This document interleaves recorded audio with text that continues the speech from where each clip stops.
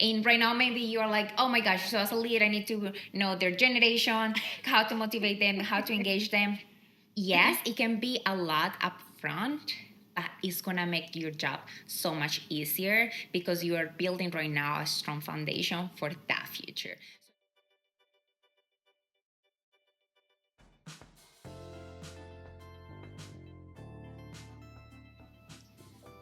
Welcome back, leaders, to the LeadHer Lounge. For today's episode, we decided to talk about the different generations, different type of generations.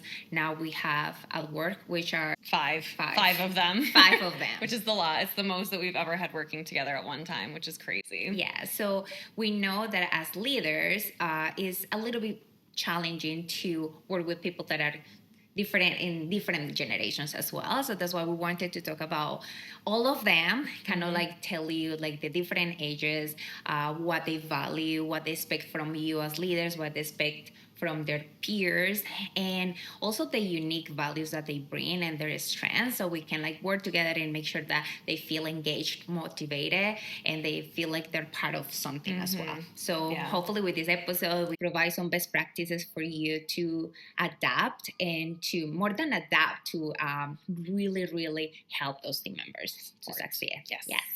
So let's start out talking about like the different ages and maybe the values that they have, what they expect from their leaders, and also what they expect from their peers. Yeah.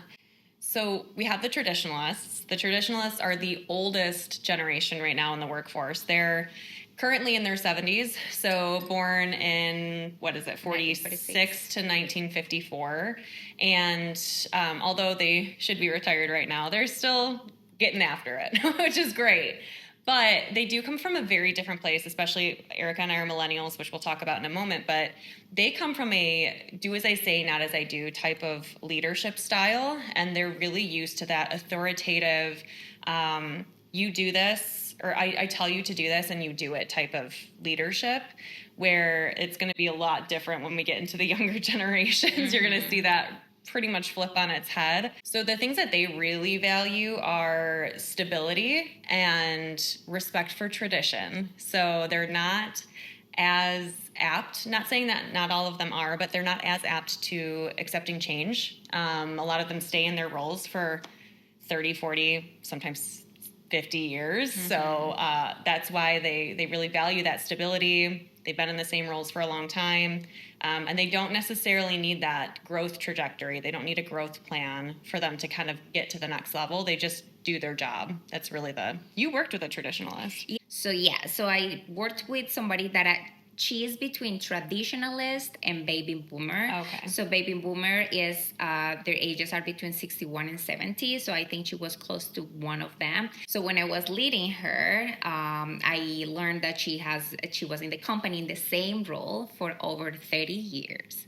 Same role for over 30 to me, years. That's crazy. Yes. And for them, it's like very normal, yes. right? And so for me, so I'm a millennial, and the way I'm motivated and I like to be recognized, it was completely different in the way she wanted. So I learned so much by, again, being curious. We talk about this in every single episode. So I learned about, okay, tell me, like, I would love for you to be a mentor because you have so much knowledge. I mean, you're an expert.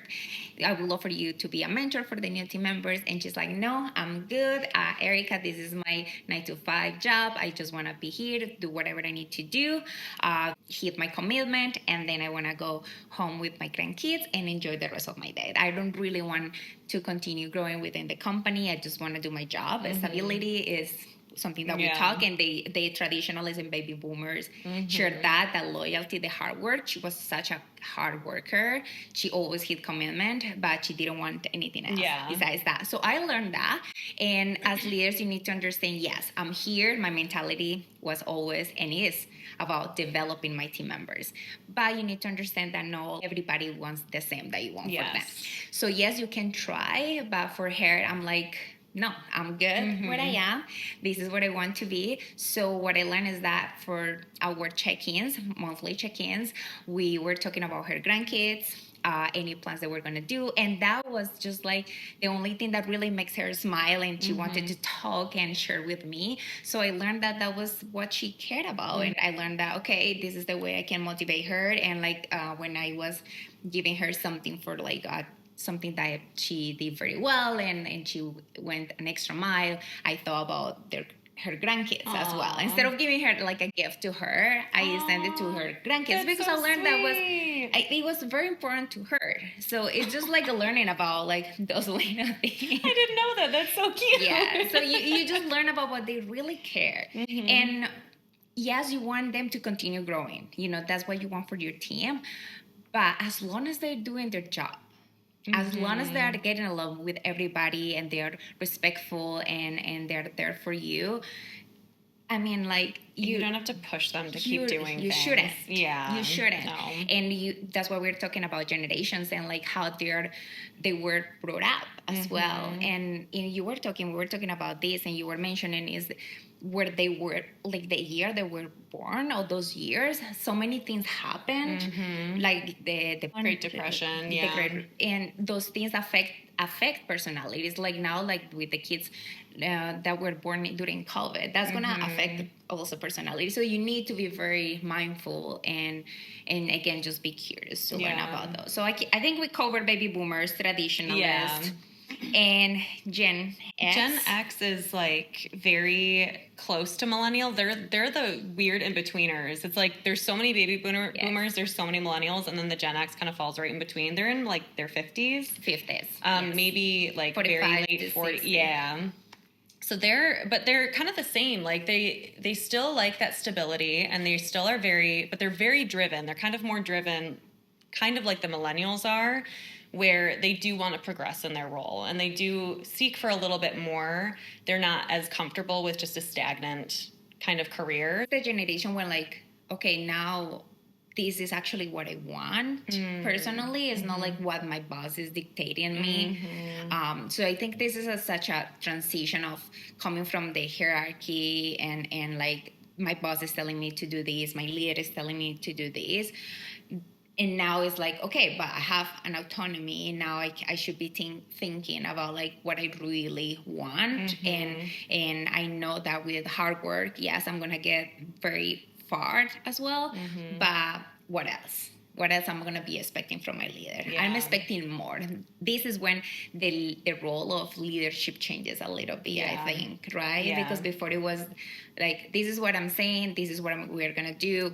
No questions asked. Right now, it's like, okay, team, and what do you guys think? Let's make sure that everybody is on the same page. So I think that the Gen X is like the generation with everything. It's kind of going in the direction of, instead of you do your job and just do it because we told you to do it and do it blindly without even knowing what the impact of your role is, to okay, do your job, but also let's look at the results of what you've just done and either motivate you to kind of do better or motivate you to keep going and continue the success that you've been seeing. Yes.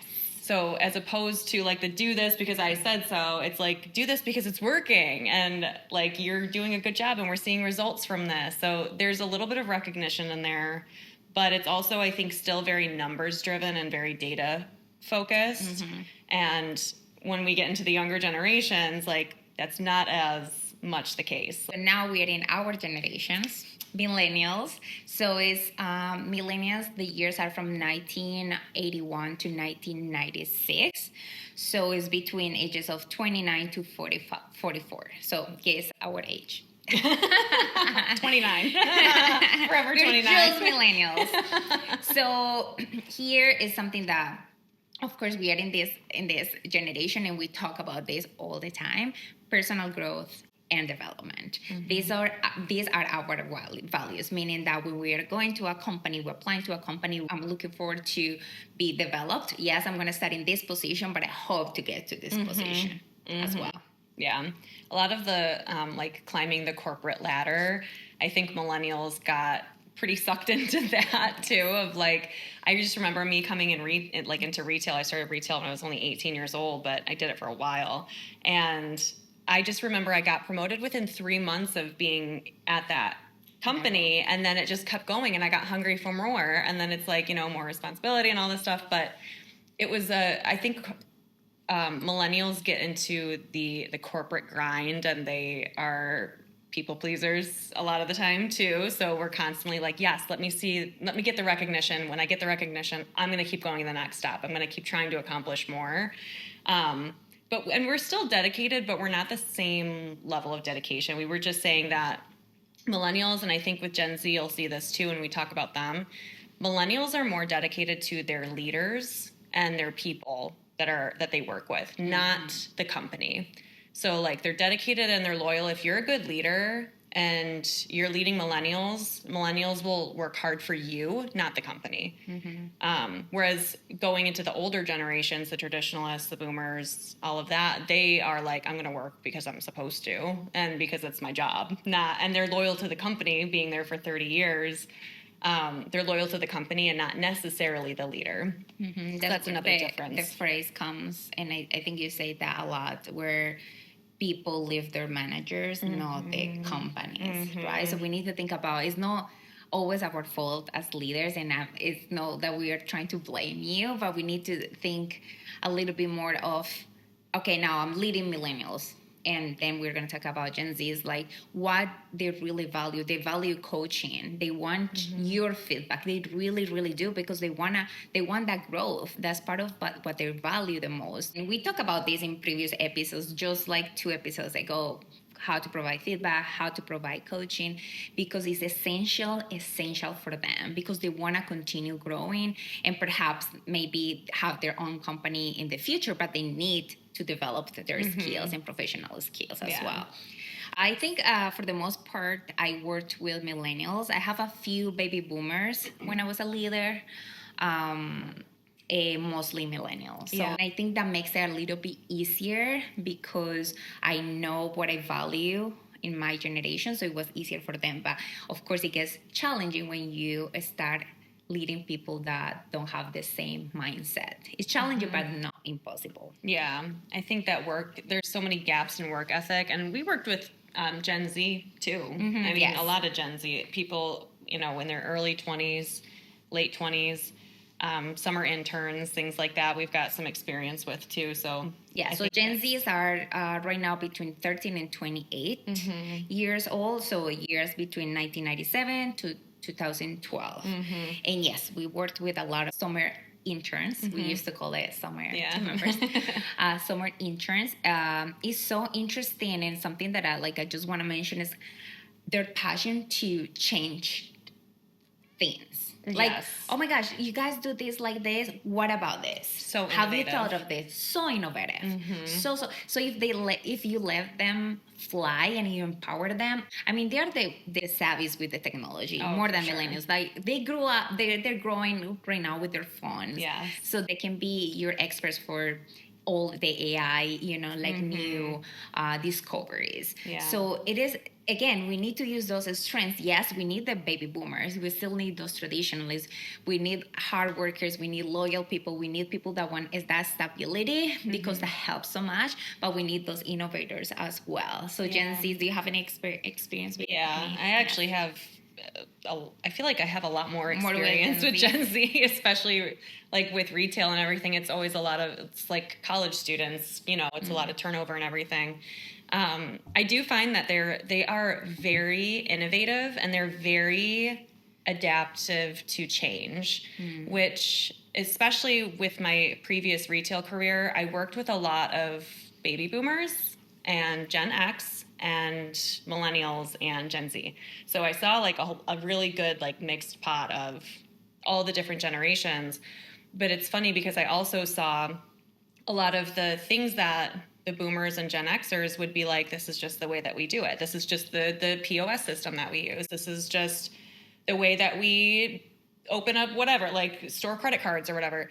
And then the Gen Z and the millennials would come in and be like, why are we doing it that way? That's so complicated. Why don't we just do it this way? And it's like the older generations were like, no, we can't do that. We've always done it this way. Or the younger generations are like, but it's going to make our lives easier. But that new Yes. technology can be kind of scary. It's, the fear of that unknown. But And just to like understand more the older generations, like technology right now is just improving so fast, So fast. that we're kind of used to that transformation. But for baby boomers and traditionalists, it was a little bit slower. So yes, they did still technology was changing, but not as they had fast. time to get used Yes, to it. right now it's like you have to, and the older we get, the slower we're gonna be. All of us, even you as a Same. Gen Z, you're gonna Yeah. get to a point that you're gonna be Gen Alpha and whatever it is next. Yeah. It's gonna be like, why are you Run so in slow? circles. We're gonna understand those, old generations as well. So I think it's just being very empathetic, as well with them, and try to approach the conversations knowing their values.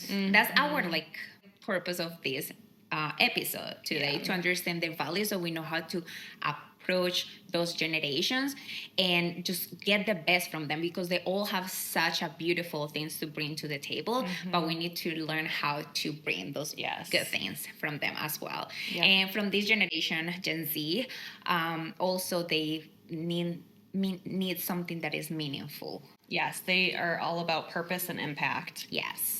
They want to drive change, not just like in their organizations, but literally in the world. And I think it's such a cool thing that they are making a big impact. And I think that we're moving in the right direction with Gen Z. So yeah, I think it's exciting. Yes. So no, I think we covered all of them pretty much. As best practices, we talk about adapting our leadership style. Is important. It's not about them, their generation adapting to us. Remember, we tailor our leadership to our team members as well. We talk about the power of motivation when we're talking about different ways to motivate different individuals. This is part of it, knowing the generation. And right now, maybe you're like, oh my gosh, so as a leader, I need to know their generation, how to motivate them, how to engage them. Yes, it can be a lot upfront, but it's gonna make your job so much easier, because you are building right now a strong foundation for that future. So yes, right now maybe it's overwhelming because you have to take into account so many things, but then it's gonna be easier because they are gonna really want to work for somebody like you, because you took the time to learn about them. Yeah. Yes. Communication styles are going to be really another big one to focus on too. Especially with technology, because I think younger generations are so used to just like instant messaging or, Slack messages, Teams messages, things like that. Whereas the older generations are more apt to pick up a phone and just give you a call, which I remember like when we were working in corporate, one of the Gen Z like summer team members got a phone call and they were like, what do I do? I'm like, you answer the phone. But it was just funny because they don't talk on the phone, and it's quicker to just send a Slack message and just say like, hey, what's up? So communication is very different too. So you'll have to alter based on what their preferences are too. You've got any experiences with helpful tips on how to lead people who are a little bit more generationally diverse? Let us know in the comments below. And as always, do not forget to subscribe. Yes. We'll see you next week, leaders. Bye.